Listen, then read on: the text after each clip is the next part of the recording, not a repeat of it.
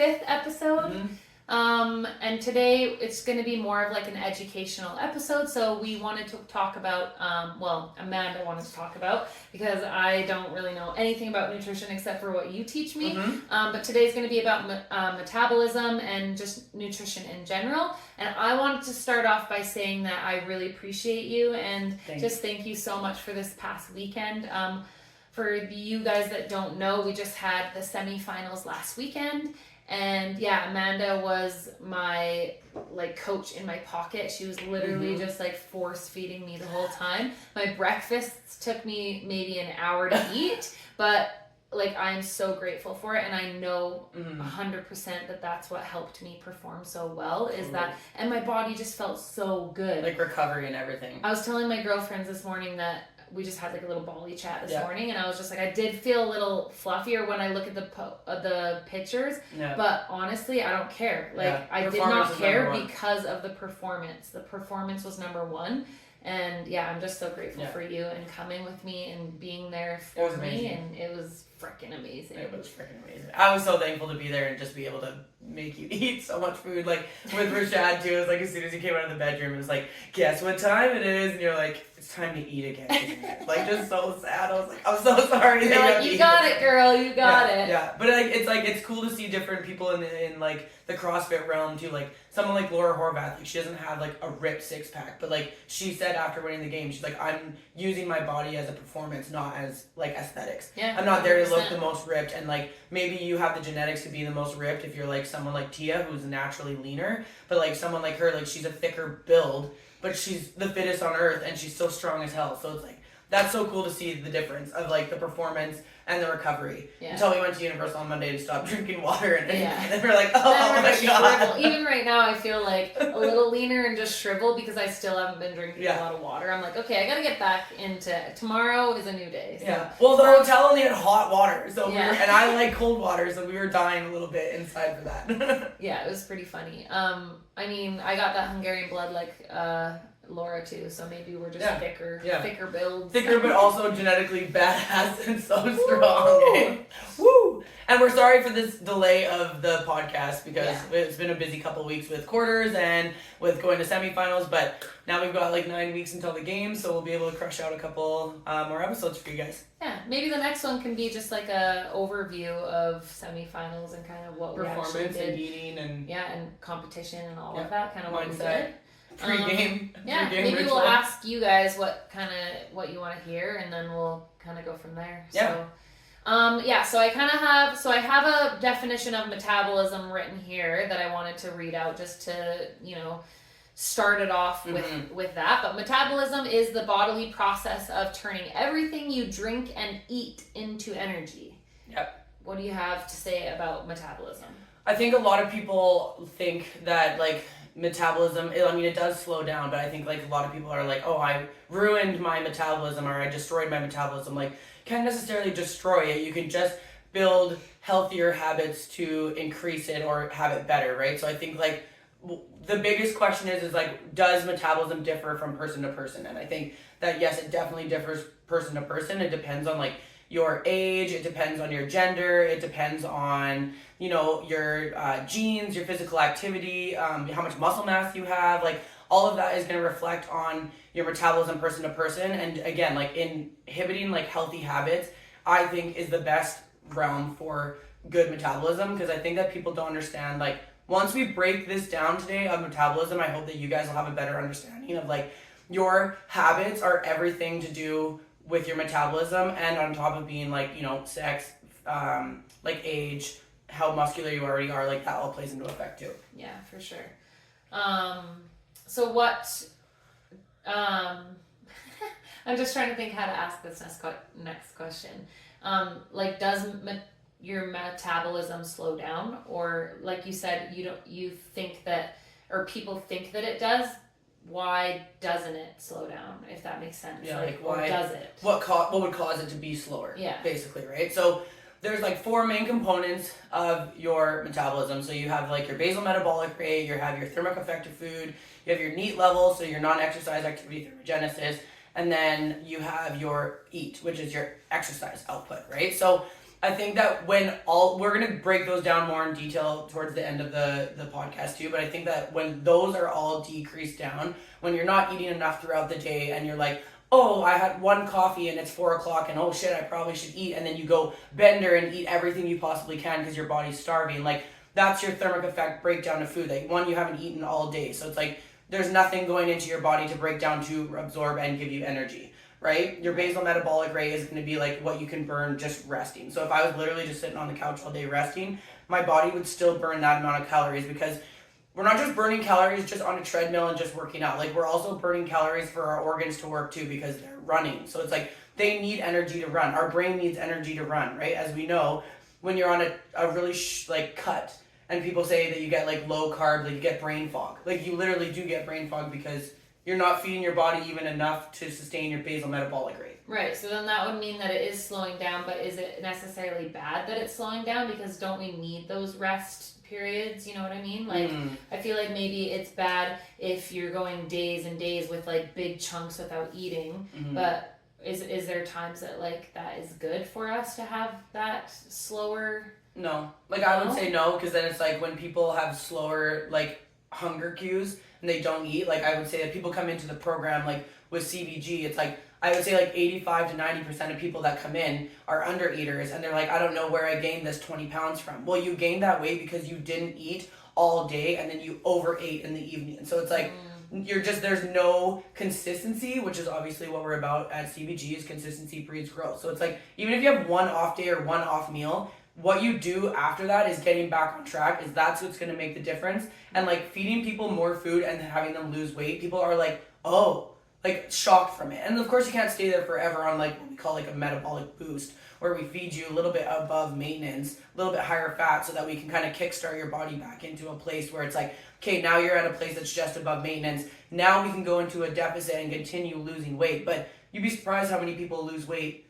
Like 98% of clients lose weight on that first phase, right? So it's like because they're eating 5 frequent meals throughout the day, not starving all day, and then eating like 3,000 calories in one shoot. Yeah, and I like what you said in the sense of like eating throughout the day, because I do find, and then having those cravings, I do find even when I like don't have something even ready in my head of what I'm going to eat, then I have cravings towards treats or you know whatever it is, like that sugar sweetness. It's so weird because it's like it's just the thought of not having what I want for dinner, then that's when I start having those cravings. Oh, for sure. You know what I mean? For so it's even not necessarily meal prep. Like I don't meal prep, but it is mentally I need to know what I'm going to be eating. That's why I eat pretty much the same breakfast, same lunch, and then dinner I love to mix things up. Totally. But if I have in my head what I'm making, if I pulled out that chicken for the day out of the freezer, then at least I know I have that chicken to cook,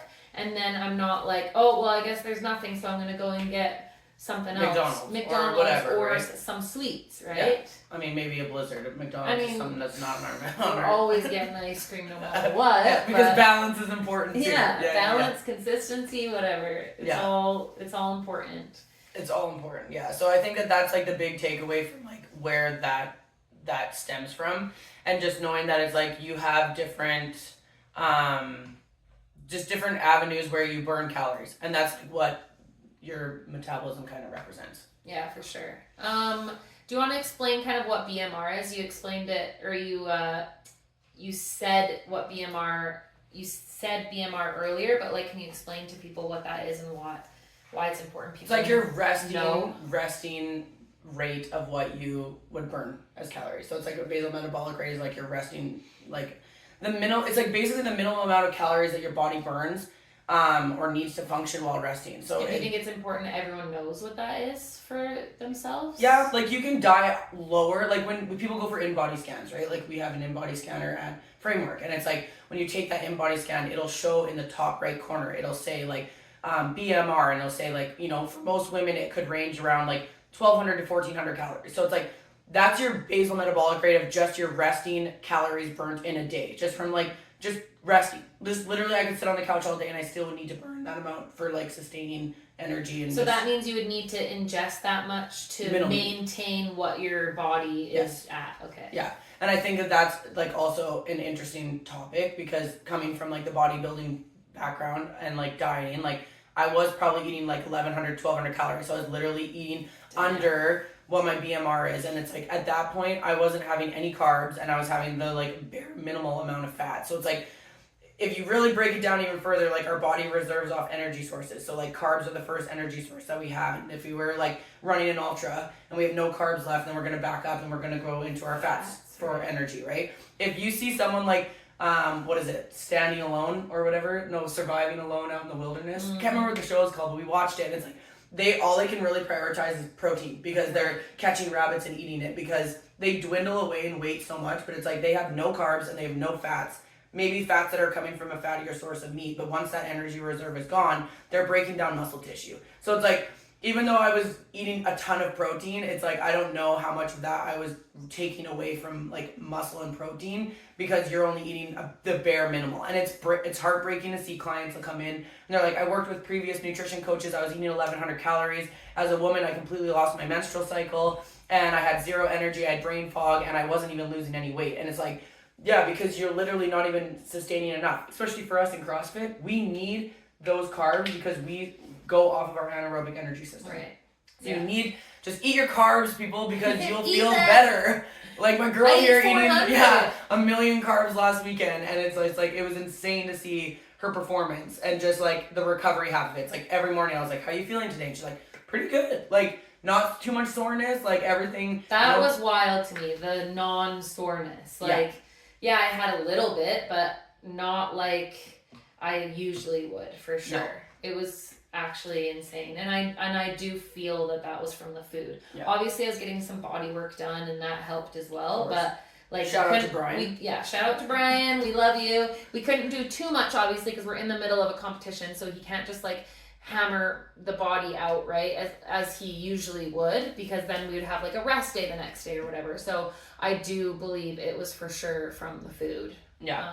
And I think also just talking, like, we already kind of broke down BMR, TF, EAT, and your NEAT levels, which we'll go into more detail. Because, like, I think your NEAT levels also need, like, their own category. Because if people, as we get older, like, your metabolism slows down, but it slows down because you get more sedentary. So you sit more, you're at a desk job, you're not taking, maybe you're taking, like, 4,000 steps a day. It's like that, going for a walk after dinner to help digestion and getting, like, maybe 8,000 to 12,000 steps a day. That is going to make a massive difference in your weight loss journey. When you're older? When you're older. Yeah. Especially women that are in perimenopause. That's what I was going to ask too, is if it slows down as you get older. Yeah, because we get more sedentary. Right. Right? And that is why it's not just because of the age? I think it's a little bit of the age, like you're working against it a little bit, but also like you can increase that if you're eating wholesome, natural ingredient foods, and if you're going for walks multiple times a day, like you're gonna have a bit of an easier time losing weight as we age, rather than if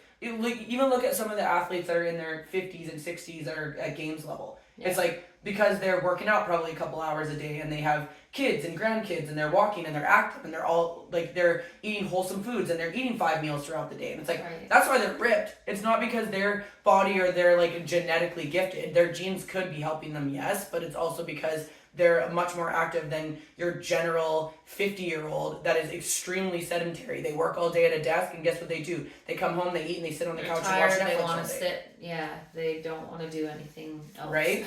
That's so legit. And then like your adaptive thermogenesis is like also what regulates production of heat in response to environment changes in temperature in your diet, and that also can result in metabolic inefficiency. So it's like how to combat that is going to be like what I preach to clients. It's like, okay, I always tell clients, have a recovery meal 1 to 2 times a week, because then you're not just like plummeting in this deficit and then losing that aspect of it. Reverse dieting if you've been in a diet for way too long, or taking a diet break. Don't pick a super highly restrictive diet like a bodybuilding diet, right? A lot of people do those bodybuilder diets, get thrown right back into a maintenance, or don't even do a reverse diet, and then gain so much weight back, and it's like, holy crap, you were at 130 pounds and now you're 170 pounds, and you're like, it's a mind tease. It's such a mind tease. And like I said, avoid fats, weight loss. 16 weeks is not a long time for a program to lose weight, but it is enough for good habits to be instilled. Like it takes 90 days is like around, what was that? What's the book called? Why can't I think of it? James Clear. It's like, Oh yeah, the Atomic Habits. Atomic Habits, Yeah, right? I think I'm pretty it's sure about this is 90. 60 to 90 days to build habits, right? So it's like in 16 weeks, 120 days, it's like you're just instilling those habits, and clients are like, I know that I'm impatient too. So clients want to lose weight fast, right? But it's like you've done those Everyone diets wants the before. quick fix. You want the quick fix. You lose weight super fast, then you go back to whatever regular eating looks like or not regular eating, and then you gain that and more back. So, and I've heard it from a million people. Like, I've worked with hundreds of clients, and they say the same thing. So that's well, what I found with the whole fasting or whatever. What is the intermittent fasting? Yeah. Like, what do you think about that? Because my mom says that a lot of her friends have done it, and then when they get off, they just gain all the weight back. Yeah. I mean, she has a couple friends who just have stayed on it. I'm like, okay, cool. If you stay on it, then that's like your lifestyle of that's what you want to do. Totally. But you can't just do it for the quick fix. You know what I mean? Because Right. you're just gonna gain that weight back. Yeah. And does that have to do anything with metabolism? Is like because you're having that Shorter time, window? yeah, that time of not eating, or would that be okay because your metabolism is working within that window? Yeah. You know what I mean? We want that long-term metabolism, or is that short-term? Totally. You know what I mean? Yeah. I think it depends on like what the fasting time that people set for themselves. I have noticed that like talking and doing some reading, it's like men respond much better to intermittent fasting than I find that women do. Mm-hmm. But I feel like women can get good results off of it for a short period of time. Right. And then like you said, then they go off of it and it's like, oh well, something happened and I couldn't eat then, so then I had to break my fasting window. Mm-hmm. Or like whatever that might look like. Some people might eat from 12 to 8 and only have an 8-hour window, or they might eat from like 10 to 6, right? It's like, it's just, I just look at intermittent fasting as a shorter window to just cram the food in. And if you can't cram it all in, then you're under eating. Right. Yeah. Because you still need the same amount of calories. Yeah. Right. Yeah. Yeah, absolutely. Oh, crazy. There's just so much. I feel like we could probably talk about this forever. One question I did have about it was how much does it affect your sleep? Like, I think that's a hard one because I feel like sleep. Or how much does your sleep, I guess, affect your metabolism? I feel like metabolism's so based off of just like energy and food. I feel like sleep would help more like with the recovery half of things, and like having a good sleep is gonna help obviously have probably a smoother next day to be able to take your walk and go to the gym and be able to do the things. So I think that if you're not having a good sleep, then you're feeling lethargic and tired the next day, and sometimes people have a lower appetite when they're not sleeping as much. So I think that sleep does affect like how your next day and your like what that looks like, right? Because it's like even for us coming back from travel, it's like then getting back in the gym, I am so exhausted this week, but I still try to get like 7 to 10 hours of sleep. Right. And I still am able to perform, and I still have great workouts this week. I might have felt a little sluggish, but yeah, I still think that it's like mostly just about like what you're eating and how you're like organizing your energy. How it makes you feel the next day too. Yeah. Yeah. Okay, that makes sense. But I mean, 30, like a lot of clients take 30. You're an ambassador for 30. I mean, I take 30, and I think it's great. I love it. Collagen, magnesium, it's got really great, ingredients in there, and I think a lot of clients really enjoy seeing like how like solid your sleep can be. Yeah. Which is like great, and I have to laugh because no offense to all you guys that wear your Whoop, and I think like watches and Whoops, they all have great data, but it's like cool to see sometimes, but cool. I think you shouldn't just focus solely on that. And I think I a lot don't of think it's clients 100% accurate. I think it's like either. maybe 80-90%. Yeah. It's pretty accurate, but I never want clients to be like, well, my watch or my Whoop said that I only had this much sleep and this is what my strain is like.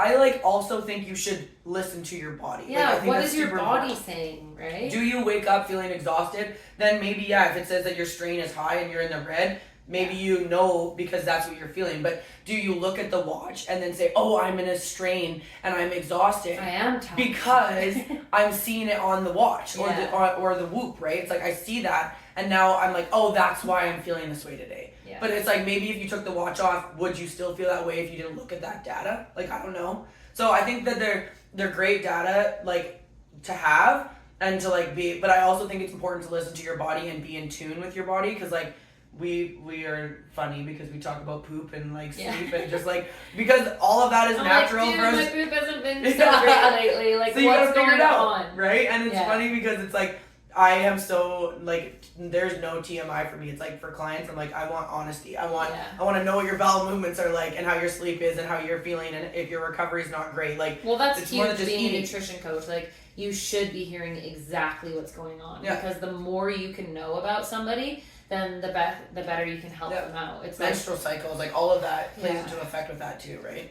It's like people don't think about all the factors that could be going on, and you could be like, oh, what about this and this and this, and then they'll be like, oh, I never thought of that. Yeah. Maybe that's where it's coming from, right? It's literally like a problem solving. It's like, Yeah. what about this? What about this? And like for you, for the dairy, right? It's like, oh, I stay away from all dairy, but I drink whey protein. It's like, okay, well, maybe we need to find like a clear protein or like an egg white protein or vegan protein or something that's gonna be able to digest better with that if you're sensitive to Yeah, we lactose. should probably try that out because we're still. I'm gonna be getting back on that same protein, so we'll check the poops later, guys. We'll let you know on the next podcast how that poops goes. are going. No TMI here. We're all about that. Yeah, and I feel like a lot of the time it does come down to sleep. Like, not to bring sleep up again, but it really does come down to. I have never noticed how important sleep is until I started taking Third C, until I've felt like how it helps me recover and like just sleep deep. I thought I was a really good sleeper, and it was just, it helped me fall asleep quicker, but then also put me into some freaking deep sleeps. And the reason how I knew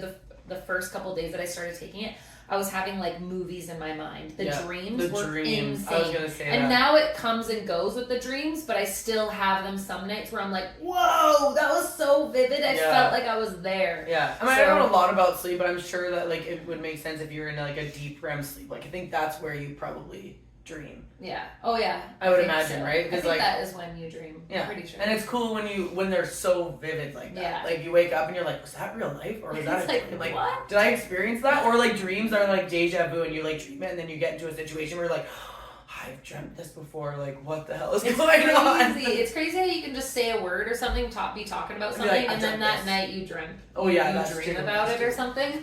Or like the competition, obviously I dreamt about it, and there was some shit going on, and I was just like, oh no, like hopefully that doesn't happen in the real competition. But yeah, okay. What do you want to talk about next? I think that people would like to know that muscles burn more calories than fat, and the reason behind that is that it takes more energy to build and sustain muscle than it does to sustain and build fat, right? Fat is just like an adipose tissue where it's just like, this is also a thing where clients are like, I only lost 1 pound. I'm like, dude, I wish I had that. I'm gonna buy it on Amazon above 1 pound of fat because it's just like a jiggly pound of just looseness.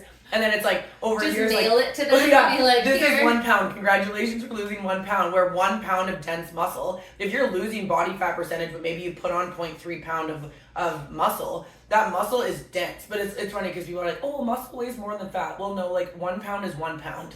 1 pound of fat just looks jiggly and loose, where 1 pound of muscle is hard and dense, right? So it's like, I remember always saying that too. I'm like, oh, I'm heavier because muscle weighs more than fat. I'm like, well, no, muscle is just denser. Yeah. So it's just like, That's so leaner hilarious. looking 1 pound is literally the same thing 1 pound. in both of them. Yeah.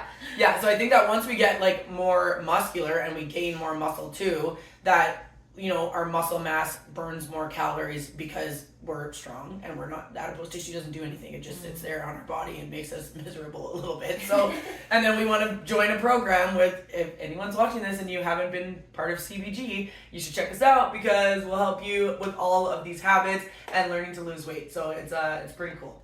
Shout out to CBG. Shout out to CBG. No tracking macros. We love it. Actually, that's something we should say is like, yes, if you track macros, it is going to be hard to switch over, but it will be worth it in the long run. Because for me, I hated tracking macros. Then I started to love it. And then I started working with Amanda. And it was hard. Like, I'm not going to lie. It was hard at first. And I was like, ooh, maybe this isn't for me. But I stuck it through and was consistent with it. And then now I'm just like, holy shit, this is so much better for my headspace of being able to just like be more lenient with it. So yeah, I'm and just really the balance, like just to see like for yourself, like watching you the last 3 years, of like semifinals in 2022 at Atlas Games. It's like I was still fairly new to the game and we were figuring things out as we went. Playing around. Yeah. We knew that we had some peanut butter, it didn't feel great, so we wanted to stay away from fats, which is a totally different podcast that we should do with performance and food. Yeah, but one we'll talk about fats, one we'll talk about carbs, one we'll talk about break it all down. But like that was a big thing there, right? And then like last year, like you said, you were like kind of burnt out.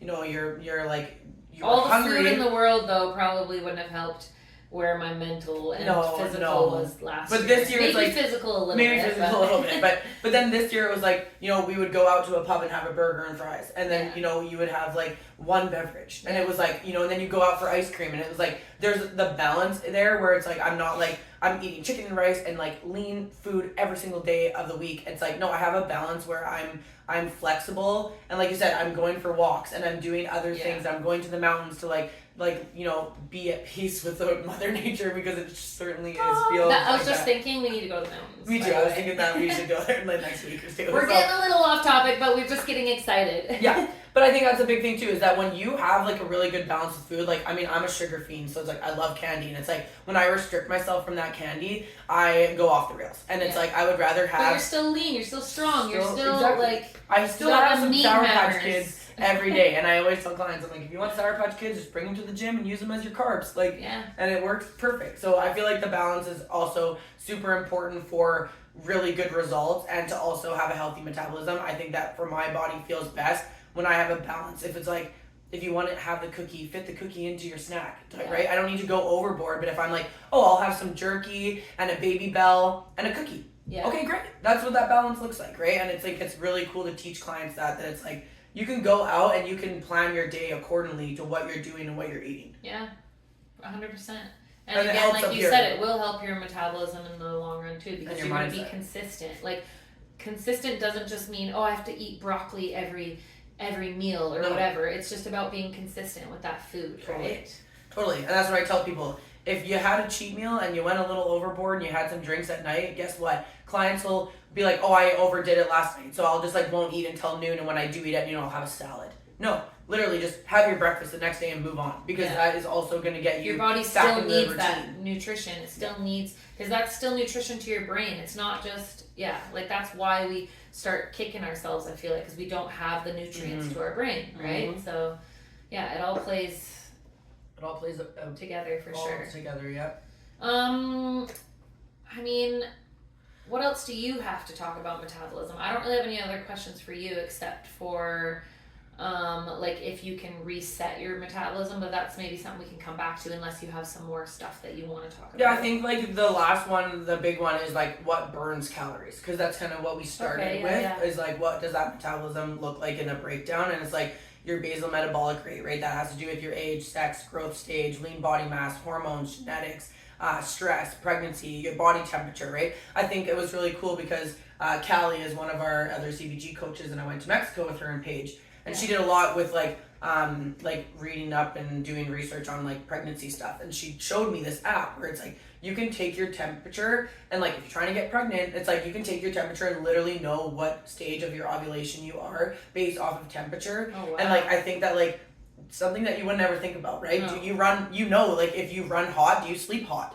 Do you sleep cold, right? Like it's like I like really cold room because I sleep my best because I like to be cuddled under the blankets. Right. And I like a really dark room because I feel like that's also like a cool, like you would picture as a cool place. You also like the freaking TV on and I'm like, what the hell? I know. I'm definitely like. I would just be bug-eyed watching the show. I don't care what show it is. I'm like, I can't sleep. That's so funny and so true. But like, yeah, your basal metabolic rate is roughly 65%-ish of your metabolic rate. So that's something to think about too, right? That rest period, that's what you're usually, that's like all what you're burning of calories and what you still need to sustain like just basic life. Right. So like, when you see those shows where people are out there and eating one rabbit a day while they're losing like 10 pounds in freaking 2 days. One fish every 5 days. Like that's why, because their BMR is just like plummeted and you're maybe eating like the one guy in that show, he went in, he had gained a bunch of weight, I think like 20 extra pounds, because he was like,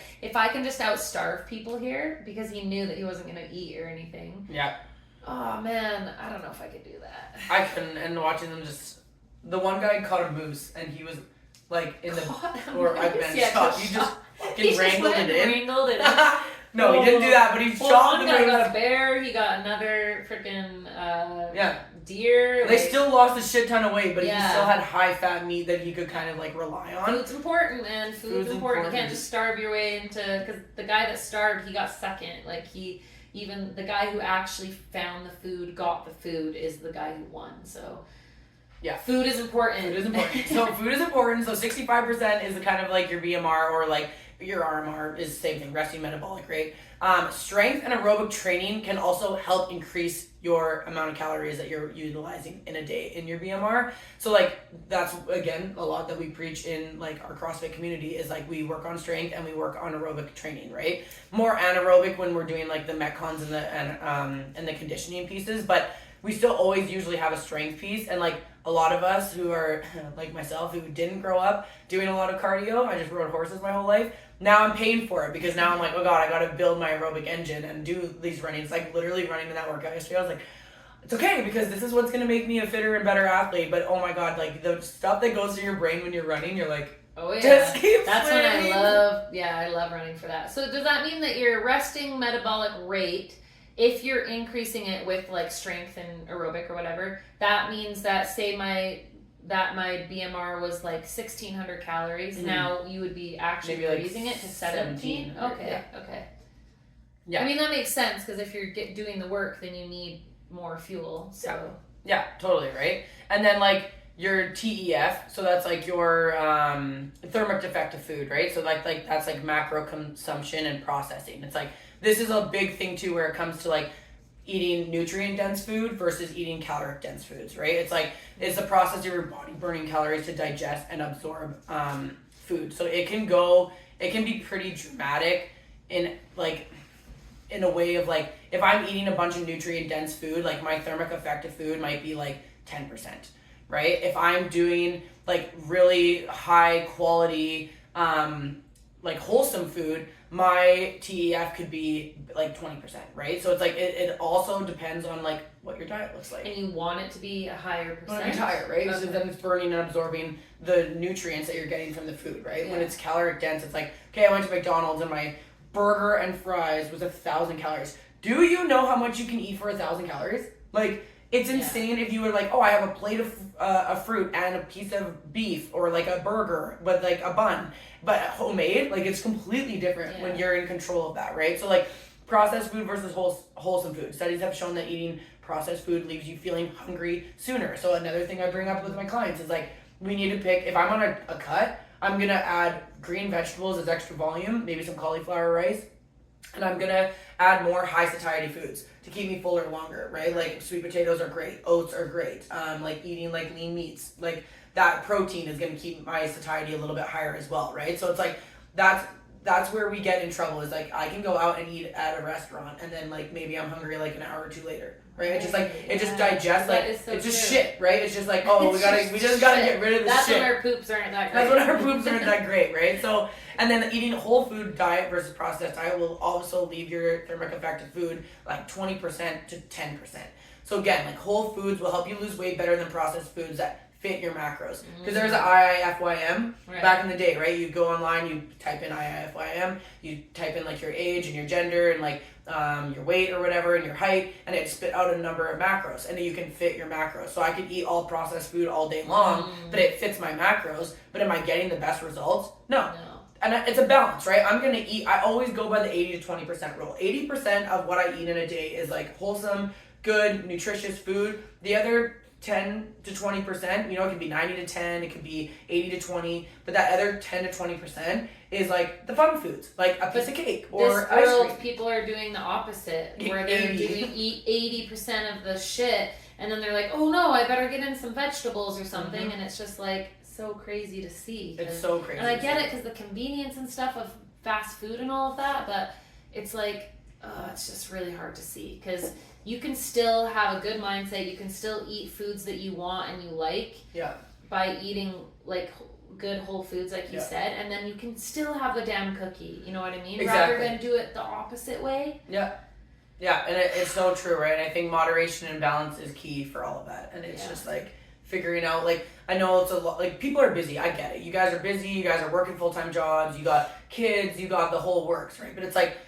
you can't tell me that you don't just have like an hour of one day. It literally takes me no time. It's like, cook up a thing of rice, cook some chicken breast, and then get some frozen vegetables. Add some butter on it, boom, I there can you do go. it in half an hour. Like, Half an hour. Nothing. It's nothing. And I think a lot of the time it's like, I would rather sit and watch a Netflix movie, or I'd rather go and do something else than actually prepare my food, until you're in that situation in the week where you're like, oh shit, I have nothing to eat. Yeah. What, now I gotta go to, Subway, which is fine. Subway's a pretty decent option, but I don't want to have Subway every single day, right? And I think like that is something that, I mean, I kind of said this to a member at the gym the other day, because they're like, I don't know how you work out by yourself all the time, and then I literally sat there and I was like, literally, it's because my goals outweigh my excuses. So like, for you guys out there listening and you're having a hard time losing weight, or you can't find your groove with it, you need your goals to outweigh your excuses. And that might sound a little bit harsh, but it's the reality. No, it's if you're prepared, it's true. It's the truth. If you're prepared, you will hit your goals. It's gonna be hard, but guess what? You can do hard things. So it's like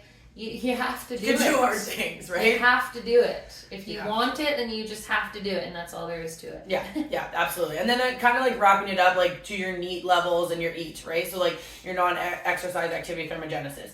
Fidgeting, your day job, what you do. Like if you're a construction worker, your NEAT levels are high because you're on your feet all day. Maybe you're holding a sign, but you're still on your feet all day. And standing burns more calories than sitting. So even if you have a desk job, if you have a standing desk, that will help with your NEAT levels more than just standing or sitting at a desk, right? So like steps. So it'll be better for your hips, your back, everything, right? Yeah. Steps, genetics. Like, yes, genetics do play a part in that. So like when you see people that, for me, it's like, I wish that I had a ripped six-pack, but that's just not my genetics. I got some big, juicy freaking arms, but I got the meat hammers, but I'm not super lean and ripped in my midline. And like, that's a little bit, I think, genetics for me. It's like you see people that are born and like go into gymnastics and are ripped six-pack, and they naturally can sit at a lower body fat percentage than some of us, right? Like some women can be at 10%, 12% body fat, have a baby, look jacked right afterwards, but that's based off genetics. Like it is a little bit of that, and that has to do with that. So it can vary. Plus, like you said, you like your treats, so you're gonna sacrifice that. Yeah. Because I'm sure you could sometimes I see some abs. I was gonna say, I feel like lately I can see more. I think for you, it's because you're thinking about this when you look down. Of course, when all of us go and look down, you're gonna see a little roll or whatever. But it's definitely the bodybuilder in me that was 8 years ago I did that, and I'm not gonna lie, I still struggle with body dysmorphia, and I'm still fucked up in the head from it. So it's like it is true. Like literally, I'll be on the roller and I'm like, or the rower, and I'm like this, and I'm like, oh my god, like look at this roll here, and I'm like, then I stand up and I'm like, oh look, I've got like my top abs. Like, whoa, hello. I'm popping, right? And I'm like, okay, like this is when you're looking down like this, it looks way worse than someone looking at you or you in the mirror, but it's just like. It's funny how that works, because it just like your brain is just messed up. But it's all genetics a little bit with that part, but it's also, like I said, fidgeting, day job, steps, all of that. Like that's why we always preach to get your steps in where you can, because it can vary huge. Your NEAT level can vary person to person from as low as 10% as your NEAT levels to 50%. So could you imagine if you went from 10% to even 30% with your NEAT levels? You would get way better results in your weight loss journey, eating more wholesome foods, getting your steps in, and then going into your exercise, right? That's where we, I think, focus the most. It's like that 1 hour workout that you do a day is like literally the bare minimum of where you burn your calories. Yeah. It's what the food you're putting in your body, and that's the other 16 hours or 15 hours of the day, that 1 hour of fitness. That's not everything. It's like, that depends on your intensity, your duration, modality, body mass. Like, that's all your exercise activity. So it's like when we watch our watches and we're like, hey, I burnt 300 calories. Okay, well, you burnt 300 calories. So now what are you going to do the rest of the day to help your weight loss journey? Or what are you going to do the rest of the day to have a more efficient metabolism? Because that is what it's about. You need something consistent. Okay, something that just popped into my head randomly. This is probably a stupid question, but I'm like, so we talk about having steps. Yeah. Would swimming be a part of that? I mean, Or I is that think, yeah. literally not I think steps? swimming is not steps, but I would But consider how would it be different? Because you're still moving, you know what I mean? Like, why does this movement with your feet that you're stepping I don't know. differ than The swim. I mean, I always think of a swimming because day you're as still like moving. an active recovery day Yeah. for most clients, right? Because you're swimming. But if you got But it's 10,000 fucking hard. steps yesterday by going on a walk or whatever, and then today I only got 5,000 steps, but I also got a big swim in, could that equal up to 10,000 steps? You know what I'm saying? No. Like, I feel like it would still count as their exercise. Your exercise activity. okay. Because when we clock it on our watches too, it's like it shows you the distance and what your heart rate is. But swimming is freaking hard, so props to all you guys that are like triathlon and but Ironman for and someone stuff. that's just like a chill whatever, I wonder. Like me swimming 25 meters, be like, yeah, this is for so sure hard. it's a workout for you, but for Yeah. swimmers, yeah, like, swimmers are not as much. But yeah, I think that okay, swimming that would. makes sense. Yeah, I mean, and also you would notice too that. I mean, I'm sure we've all noticed, even when kids, when you're splashing around and you're playing in the water, it's like you get out and you're like ravenous. You're like, I gotta eat right now. Oh, like, yeah, the that pool makes makes you so hungry. And it's hungry. like, you are working so hard in that Yeah. water. And it's like, you think, okay, like just a casual swim. Like I said, even when we go boating, you're swimming all day, you're wakeboarding, you're like, we bring so many snacks I on was the just boat gonna this say, we summer. gotta bring so many snacks on the boat. We're like, okay, we'll just bring this, and we'll make sure. And protein, obviously, we bring usually like have deli too many meat, snacks, but turkey. it's fine. At least we have snacks. Yeah, because we're hungry. Work up an appetite on Yeah. there, right? But I mean, yeah, it was pretty much like what our main topic was today is like what the breakdown looks like, and how you can improve your metabolism by just working on like your just daily habits. Yeah. It's really all about habits, and be patient with yourself because habits is not. I always laugh because I'm like, okay, on Monday I'm gonna journal, I'm gonna stretch, I'm gonna work out, Just I'm gonna everything walk in at the once. morning. Yeah, just like boom, like dump, and then it's like Monday comes around, I do none of it.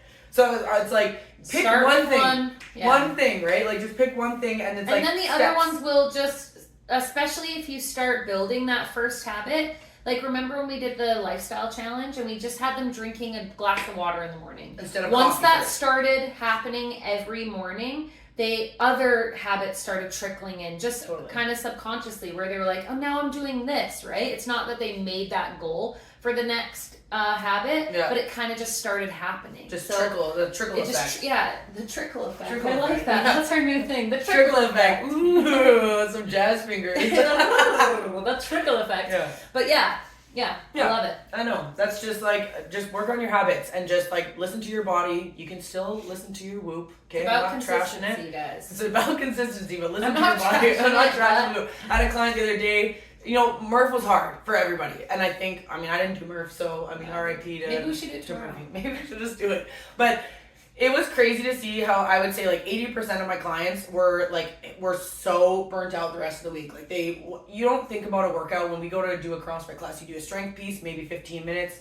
You kind of set up for the conditioning piece, and then your conditioning piece is maybe 10 to 20 minutes. Yeah. Right? But like Murph is like 45 to like 80 minutes long. Yeah. Straight through. So it's like when clients were like, oh, I just have no energy. My like workouts have sucked this week. Like I feel like shit. And it's like, yeah, take a rest day, because sometimes I think we think more is better. More is not always better. Like we said, like Jake even like preached hard on after studying this. Is that He was just talking to You me were yesterday. He's rested. like, remember who you are and what you need. Yes. More isn't always more. And I'm like, No. I know, that's why I felt so good this year. because like, you have the balance of being recovered. Yeah. And I think like we think more is better. So it's like when clients are like, I'm training 6 days a week and I'm doing multiple sessions a day. Okay, but are you recovering? Because you might not actually build really great muscle mass if you're just like slamming your body. And I know it's hard to think about because it's like, hey, rest days are important too. That's why I feed clients almost the exact same amount of food on a recovery rest day, day. because maybe a little bit less carbs, but it's pretty much the exact same, because I personally think that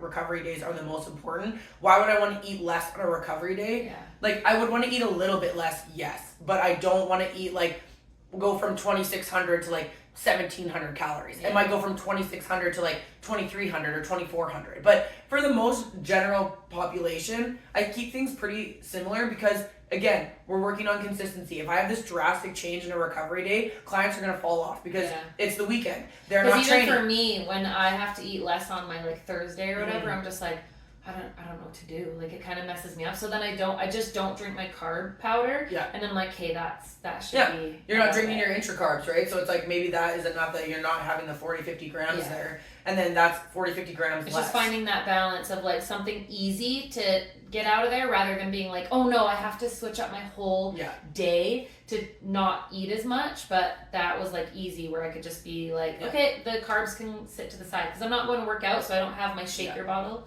My shaker bottle. Good. Whoa! And on that note, woo! Yeah. That was good. That was good. Hopefully you guys enjoyed. I mean, it's a little bit more educational stuff, but I hope that helps you if you're struggling to lose weight or you're struggling to think that you just can't lose weight because you're kind of stuck in a place. These are the things to focus on. So, I mean, and I think sleep is also included in there. Like maybe I'm not sure how it ties in with metabolism. I'm not a complete genius, but I'm like... We don't know the science yet. I don't know the science yet. I'm not don't know a lot of science with the sleep, but I just know 100% that sleep will help be able to, inflict your day the next day of how you're moving and how you're performing. And that's what I liked what you said about it, is like, we don't know the science about it. I'm sure Andrew Huberman has some kind of podcast on it, so go listen to him. But I like that you said that it will affect the next day on how you build or how you keep that metabolism consistent, right? Because like you said, if we're lethargic, then maybe we just don't even want to eat as much. And the lower appetite, maybe your hunger hormones aren't cueing in that it's like, hey, it's time to eat. And that's a big thing too, is that with that metabolic phase I put people on, it's like, I call it that because you're eating frequently throughout the day. And like clients will be like, oh, I'm never hungry during the day. Guess what? 2 weeks into being so full of eating so much food, they're losing weight, and now they're like, oh my God, like I won't even look at the clock yet. And I'm like, oh man, I'm hungry. It's time to eat. And then they look and they're like, oh yeah, it's 11 o'clock. It's time for my snack. And that's probably teaching them to listen to their body too. Exactly. Right? You're training your mind and your body being for like, those I'm actually hormones. hungry. Because sometimes it's hard or it's easy to get into like the habit of being like, oh, it's 12, I have to eat, right? Rather than being like, no, am I actually hungry? Yeah, I mean, at the beginning, clients are like, oh my God, I have to eat again. Like how you were on the weekend. But then it's like within 2 weeks, sometimes a week, it's like crazy to see, like, I'm actually feeling hunger. It's like when clients are on a cut and they're like, I'm not feeling hungry anymore, that's a huge red flag for me. Like that's where that adaptive thermogenesis is now decreased, and now it's either time for a recovery meal, it's time for a diet break. Something needs to change because now your hunger hormones are no longer sending those hunger cues to your brain for like the appetite part of it, right? And I think that's another thing to know, that if you're with someone and you're starving to death and you're on 1,400 calories, have a recovery meal or tell your coach you need to take a break. Right. Because that's how it's done. And that's how it's done. Bang, bang. So we'll reach out for the next podcast, maybe ask some questions on what you guys want to hear. We really appreciate you and your support and your love, and we hope that you got something out of it. Yeah. I mean, we had fun always chatting about things, so hopefully you guys have fun listening and can, include some of this into your daily life and your daily habits. Yeah. Okay. Ready to shine. Ready to shine. Okay, Have we a good love one, you. guys.